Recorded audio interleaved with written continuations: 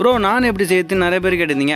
உங்களுக்காக இது கூட செய்யலாம், இப்படி வாங்க செஞ்சிருவோம். ஒரு பெரிய குண்டான்ல பால், மைதா மாவு இது எல்லாத்தையும் போட்டு நல்லா பிசைஞ்சிக்கணும். அதுக்கேற்ற மாதிரி பார்த்தீங்கன்னா தண்ணி வந்து ஊற்றிக்கோங்க. 1000 நான் வர அளவுக்கு நாங்கள் செஞ்சுட்டு இருக்கோம். தண்ணியை ஊற்றுனதுக்கு அப்புறம் அந்த மாவா இல்லை நீங்களாம் சொல்லிட்டு அந்த மாவு கூட உருண்டு பிறண்டு அடிச்சு பிடிச்சி நல்லா மாவு போட்டு துவன்னு துவைச்சி பிசைஞ்சிக்கோங்க. பிசைஞ்சு முடிச்சதுக்கப்புறம் அந்த மாவை தூக்கி குண்டானில் போட்டு சாத்துங்க. ஒரு ஆளால் தூக்க முடியல, அதனால நாங்கள் 2 பேர் தூக்கி சாத்தணும். அடுத்து இந்த மாதிரி நீட்டாக ஆக்கி உங்களுக்கு தேவையான அளவுக்கு உருண்டை பிடிச்சிக்கோங்க. நாங்கள் 1000 செய்யறதுனால நாங்கள் இந்த அளவுக்கு உருண்டையை பிடிச்சி வச்சுக்கணும். இது எல்லாத்தையும் பிடிச்சி ஒன்றா அடுக்கி வச்சிட்டோம். பார்த்தீங்களா எப்படி பல இருக்குதா? அப்புறம் மாவு தேவையான அளவுக்கு அதில் போட்டு நல்லா ஊட்டுங்க.